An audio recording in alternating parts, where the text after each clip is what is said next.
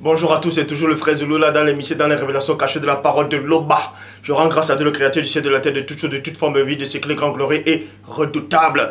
Je remercie ce Dieu de ce qui vit inexplicablement hors de toute réalité. Donc aujourd'hui, il parle à l'esprit du Père, c'est-à-dire le Mundima Loba, que les apôtres authentiques ont reçu dans Jean 20, 22. Je vais donner un enseignement, c'est-à-dire on va parler de l'effroyable combat spirituel du Christ sur le poteau. Donc, ce qu'il a enduré quand il était sur la terre, c'est-à-dire quand il était mis à mort. Vous avez vu qu'il a lutté spirituellement. On va entrer dans ce côté spirituel pour vous démontrer ce qu'il a réellement enduré. Parce qu'il est dit dans Proverbe 19 que le manque de science, le manque d'intelligence, le manque de connaissance n'est bon pour personne. Et dans Proverbe 25:2, la gloire du Père de cacher des choses et la gloire des rois de sonder des choses.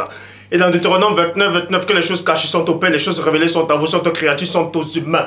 Néanmoins, il est dit dans Jérémie 33:3, demande-moi et je te relèverai des choses cachées, des choses que tu ne sais pas. Ce que vous ne savez pas, c'est quoi? C'est qu'il est dit dans Matthieu chapitre 27 au verset 45, dans la Bible seconde 21. De midi jusqu'à 3 heures, de l'après-midi, il y eut des ténèbres sur tout le pays. Donc, vous apprenez ici quand la personne du premier-né, c'est-à-dire le Christ, on l'avait mis sur le poteau, sur le bois, sur un morceau de bois. Et dans d'autres versions, on dit vers la 9e, vers la 6e et la 9e, même tout ça là. Mais ici, dans la Bible seconde 21, il est dit, de midi jusqu'à 3 heures, de l'après-midi, il y eut des ténèbres sur tout le pays. Donc, il y avait des ténèbres qui sont venues, qui ont envahi, donc l'obscurité totale était dans le pays et personne n'arrivait plus à voir en fait. Vous avez l'impression qu'on touchait les ténèbres. C'est comme si dans certains pays en Afrique, quand les lumières s'éteignent, bam, l'obscurité dans tout le pays peut-être, ou bien dans toute une ville, vous ne voyez plus rien. C'est comme si vous êtes complètement dans le noir total. Donc, on vous dit ici, dans la nouvelle Bible seconde, depuis la 6e heure jusqu'à la 9e heure, il y eut des ténèbres sur toute la terre. Or, dans Bible seconde 21, vous dit que les ténèbres étaient uniquement dans le pays. Or, dans la nouvelle Bible seconde, on vous apprend que c'était sur toute la terre. Donc, vous apprenez ici que toute la terre a été plongée dans l'obscurité. Toute la terre fut plongée dans les ténèbres totales. Et durant ce laps de temps, qu'est-ce qui s'est passé quand Christ, quand le premier-né était sur le bois, sur le poteau, dans l'obscurité? Qu'est-ce qui s'est réellement passé? Donc on va entrer dans la dimension spirituelle.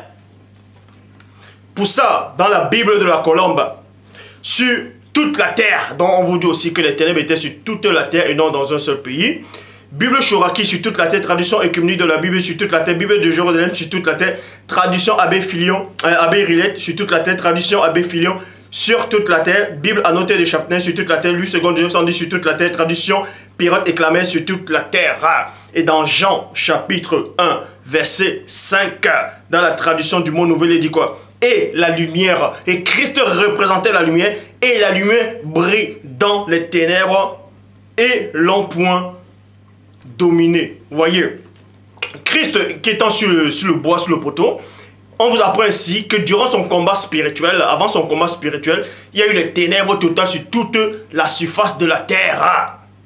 Et durant ce laps de temps, comme je l'ai dit au début, Christ incarnait toujours la lumière. Est-ce que vous comprenez?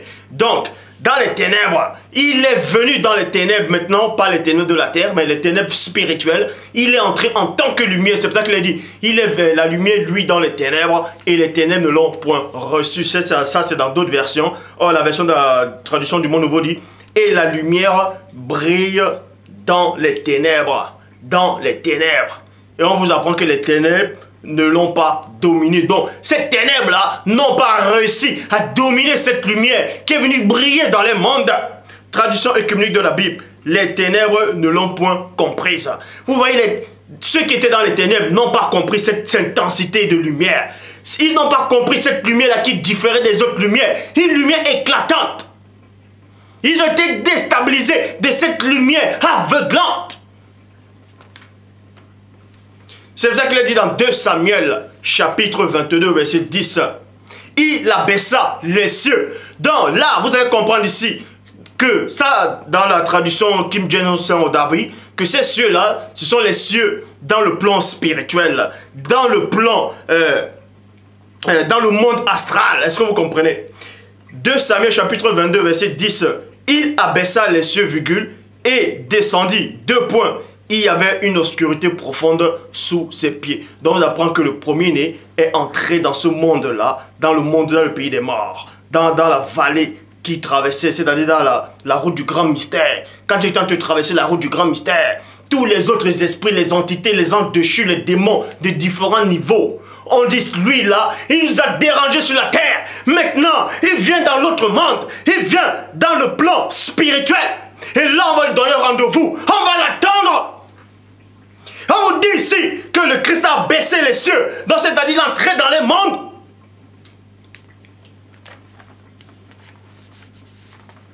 On vous dit qu'il était environné des ténèbres sur ses pieds.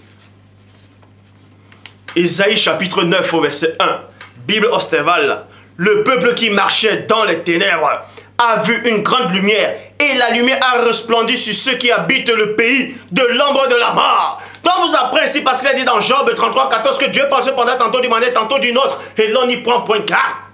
Vous allez comprendre ici dans Ésaïe chapitre 9 au verset 1 dans la Bible Ostéval que le peuple, ce peuple-là, c'était ceux qui étaient dans le monde occulte. C'était ceux, les anges déchus des entités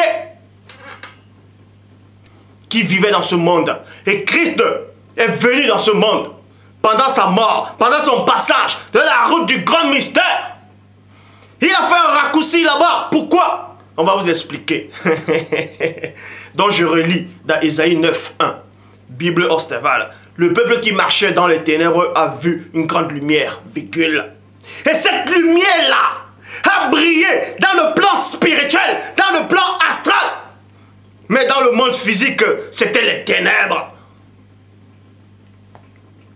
Et la lumière a resplendi sur ceux qui habitent sur le pays de l'ombre de la mort. Sophonie, chapitre 1, verset 15. Traduction John Nelson Darby, John Nelson Darby.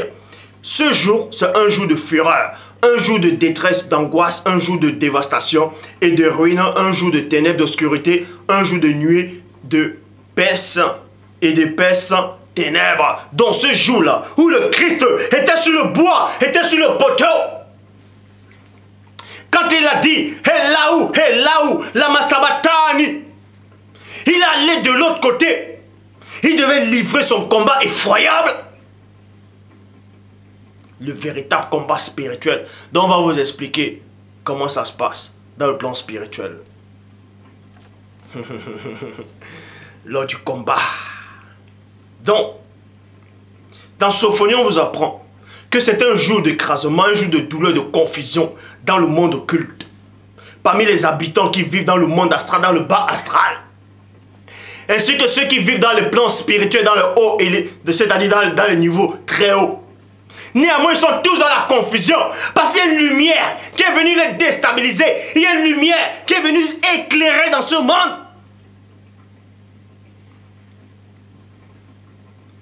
Et dans Somme, chapitre 37, au verset 32, le méchant épie le juste, virgule, et il cherche à le faire mourir. Quand Christ, pour ceux qui ont assisté, c'est-à-dire à sa venue physique, dans ce plan physique, quand Christ était sur le bois, sur le poteau, à cet instant-là, dans d'autres versions, on dit entre la 6e, la 3e heure et la 9e heure, il y avait les ténèbres. Qu'est-ce qui se passait?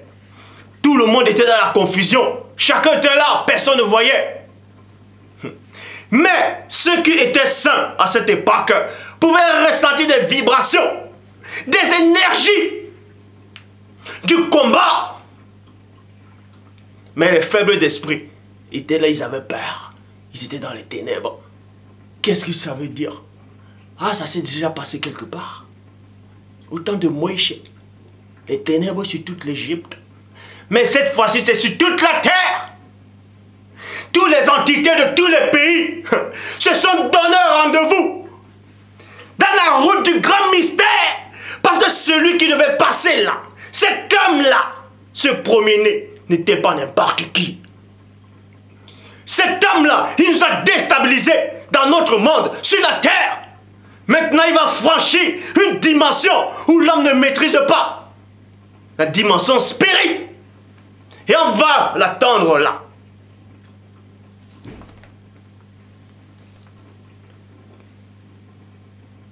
Et ils ont commencé à épier le Christ. Tous les anges déchus qui contrôlaient les champs campèrent.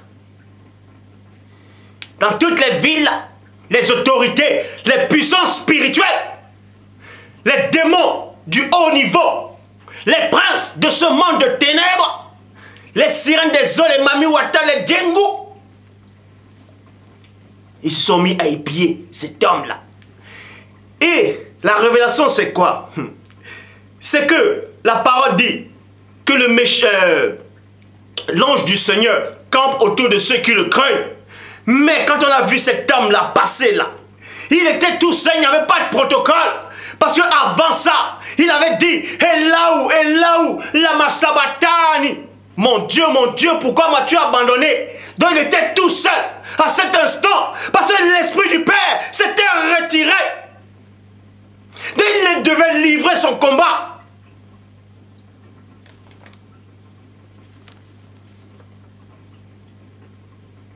Donc vous dit ici, dans Psaume chapitre 37 au verset 32, le méchant épie le juste et il cherche à le faire mourir.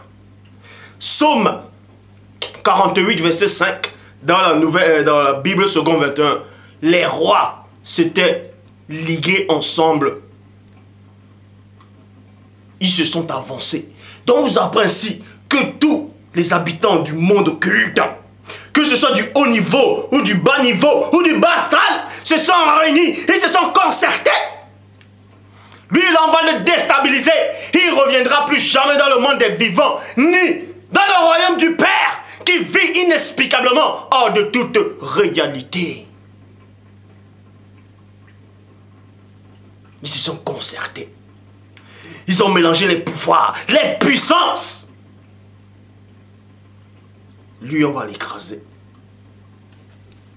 On va l'écraser. C'est pour ça qu'il est dit dans Ésaïe chapitre 34 au verset 14. Ésaïe 34, 14. Dans la tradition Abbé Filion. Les démons et les onocentaures. Les onocentaures, ce sont des hybrides. Ce sont des démons en forme d'âne. C'est-à-dire mi-homme, mi-âne. C'est ce qu'on appelle des onocentaures. À ne pas confondre avec des centaures. Les centaures, c'est mi-homme, mi-cheval. Les minotaures, c'est mi-homme, mi-bœuf ou taureau. Et les satyres, c'est mi-homme, mi-chèvre ou bouc ou mouton. Donc vous dit ici dans Isaïe 34, 14, dans la tradition Abbé Filion, les démons et les onocentaures s'y rencontreront. Dans la Bible, je raconte ici rencontre.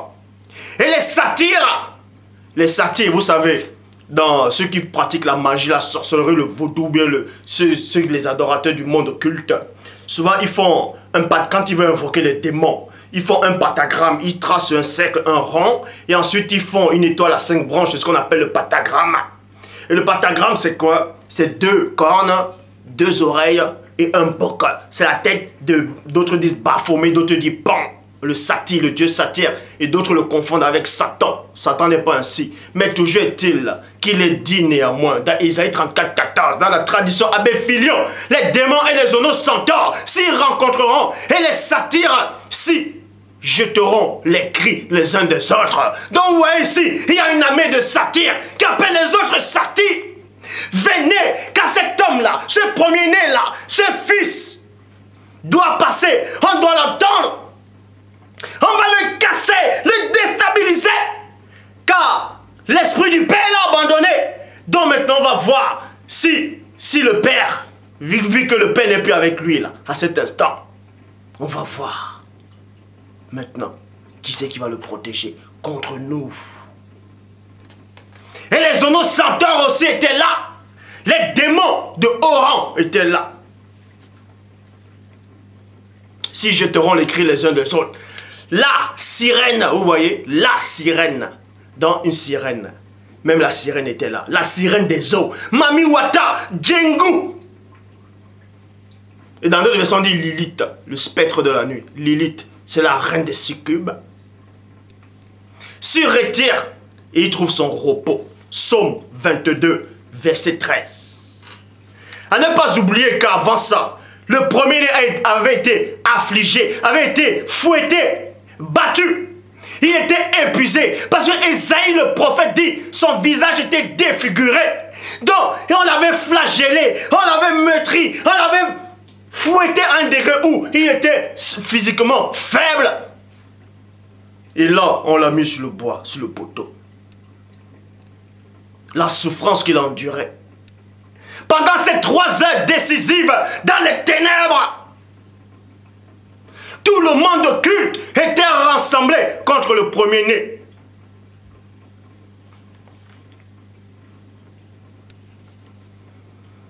Somme 22, verset 13. Bible, parole de vie. Beaucoup d'ennemis m'entourent. Ils sont autour de moi comme des taureaux, comme des puissants taureaux du Bashan. Donc, on dit ici que Christ, il a remarqué qu'il y avait plusieurs taureaux. De nombreux taureaux l'environnaient. Et ces taureaux-là, c'était des esprits. C'était des esprits. Il y avait des zonos, il y avait des centaures. Et des minotaures. Il y avait d'autres formes d'hybrides. Verset 14, Nouvelle Bible seconde. Ils ouvrent contre moi les bouches, comme un lion qui déchiquette et rugit. Verset 16, traduction King James française. Car des chiens m'ont encerclé. L'ensemble des méchants m'a entouré. Donc vous apprenez qu'il existait plusieurs espèces de créatures dans le monde occulte. Des sirènes, des mamouatas, des onos, centaures, ils étaient nombreux, des légions contre le Christ. Parce que cette lumière-là qui voulait traverser l'ombre de la vallée de la mort, ils ont dit, cette lumière, on va calmer cette lumière. Mais vous allez remarquer que quand le premier a dit, et là où lama sabatani, cette lumière-là s'est éteinte. Parce qu'il s'est senti abandonné. Parce qu'il avait pris tous les péchés, la poubelle, cette porcherie là, du péché, il a mis ça dans son corps. Et l'esprit du Père, qui est saint, qui est sensible, s'est retiré. Quand il est dit, n'attristez pas l'esprit, l'esprit s'est retiré. Et c'est là que vous comprenez que cette lumière s'est éteinte. N'éteignez pas l'esprit. Et l'esprit est parti, la lumière s'est éteinte. Mais il est resté seul dans l'obscurité.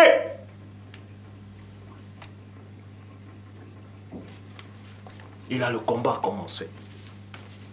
Il a senti tous ces esprits qui étaient autour de lui.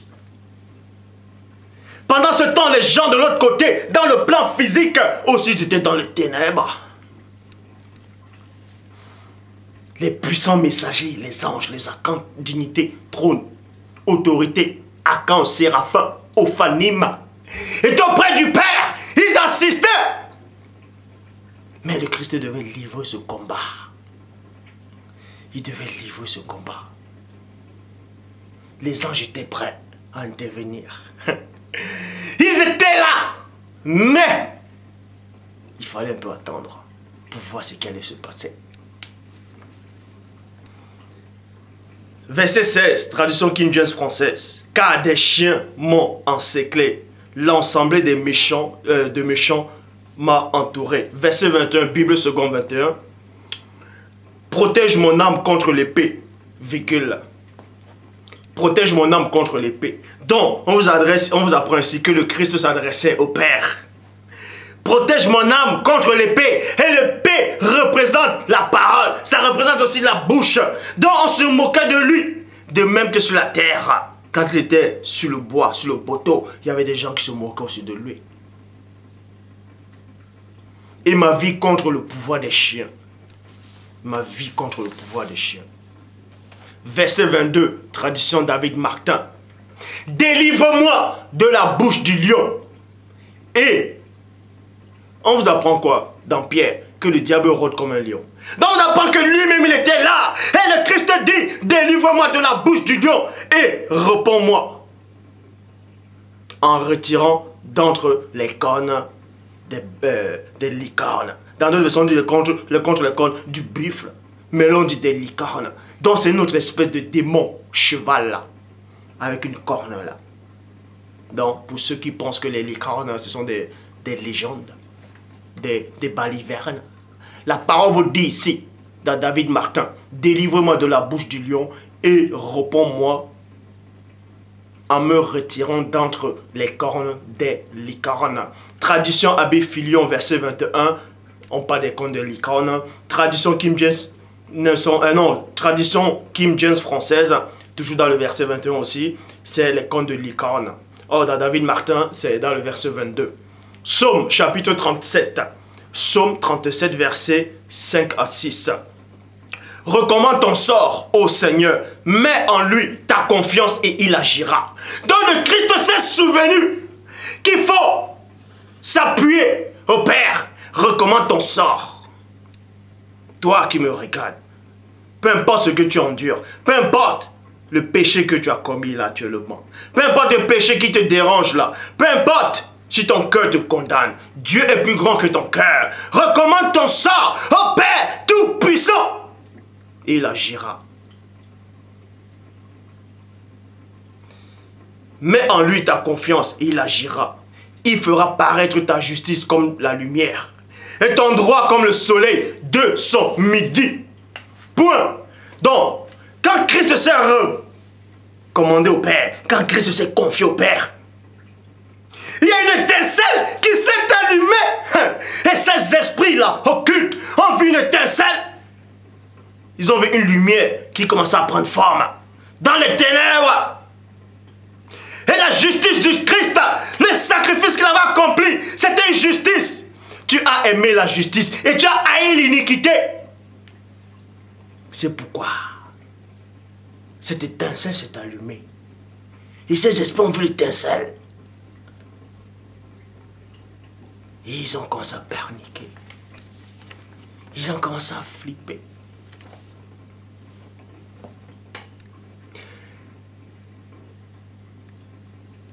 Verset 7. Garde le silence devant le Seigneur et espère en lui. Christ a gardé le silence quand l'étincelle commençait à monter. Il ne s'est pas glorifié, mais il a gardé le silence. Il a baissé la tête. L'étincelle s'allumait.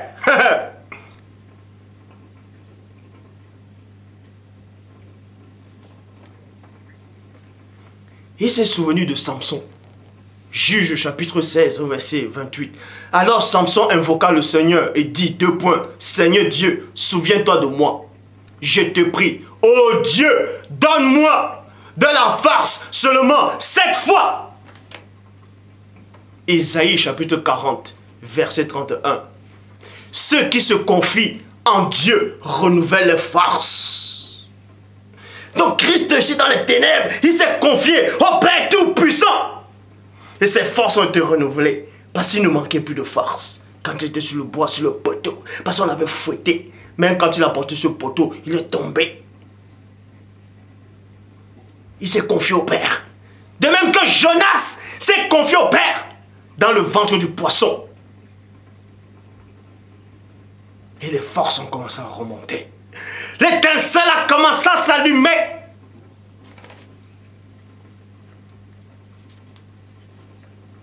Ceux qui se confient en Dieu renouvellent les forces. Ils prennent le vol comme les aigles. Ils courent et ne se lassent point. Ils marchent et ne se fatigueront point. Donc, la force, l'énergie, la puissance, la toute divine puissance du Père est apparue en Christ, a fusionné avec lui. Et là, qu'est-ce qui s'est passé? Cette lumière s'est allumée. Et on vous dit, dans Psaume 48, versets 6 à 7. Ils se sont regardés tous stupéfaits. Tous ces esprits sont regardés. Et ils ont eu peur. Et ils ont pris la fuite. Mais on vous dit néanmoins dans la révélation que Christ est devenu rapide comme l'aigle. Il est devenu rapide comme l'aigle. Donc même s'ils ont pris la fuite, quand l'aigle cherche sa proie, il va vite, fou, à une fraction de seconde. Donc le Christ que vous avez connu sur la terre, de l'autre côté là, c'était un guerrier farouche et redoutable, qui allait plus qu'à la vitesse de la lumière. Ils se sont regardés tous stupéfaits, ils ont pris la fuite. ils ont eu peur, ils ont pris la fuite. Là, un tremblement les a saisis. Parce qu'ils ont pris la fuite dans une seule direction. Un tremblement les a saisis. Parce qu'ils ont laissé le Christ là-bas, derrière. Et ils se sont rendus compte qu'il a apparu devant eux. Là, un tremblement les a saisis. Christ a dit, vous allez où? Le premier dit, vous allez où? Vous allez où? Vous allez où là? Un tremblement les a saisis. Comme la femme, comme la douleur d'une femme qui accouche. Colossiens chapitre 2 verset 15. Là, véhicule, il a dépouillé les principautés. Dieu! Là, il a dépouillé les principautés, les dominations, les puissances spirituelles et les autorités. Il les a livrées publiquement en spectacle, dont il les a attrapés, il les a matés, il les a travaillés. À une fraction de seconde, on entendait des bruits. Pa, pa, pa, pa, pa, pa, pa, pa, pa. On entendait des bruits. Donc, il a fallu aussi que la terre subisse aussi ça. Que la terre puisse subir ces vibrations. C'est ça que quand Christ, quand la 9e heure est passée, quand les ténèbres ont disparu, il a dit, Père, tout est accompli. Et quand il a rendu l'âme, c'est là où le rideau du temple s'est déchiré. Et vous voyez que les chérubins se sont écartés. Et il y a eu tremblement de terre. Les rochers sont fendus. Parce que la terre aussi devait subir les vibrations spirituelles du combat effroyable du premier-né.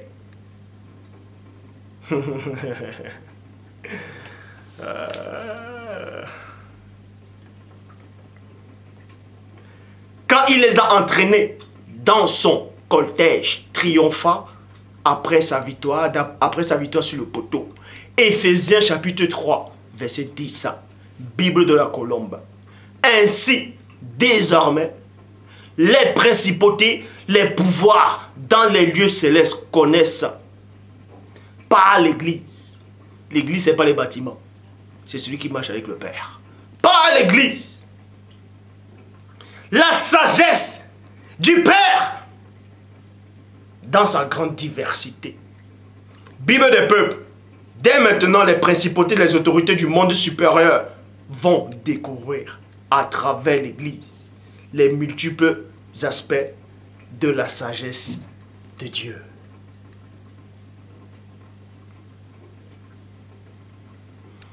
Donc, j'en ai terminé. Comme vous avez dû voir, la vidéo n'a pas été longue. C'était juste un petit aperçu du combat effroyable du Christ. Que le Père Tout-Puissant soit glorifié.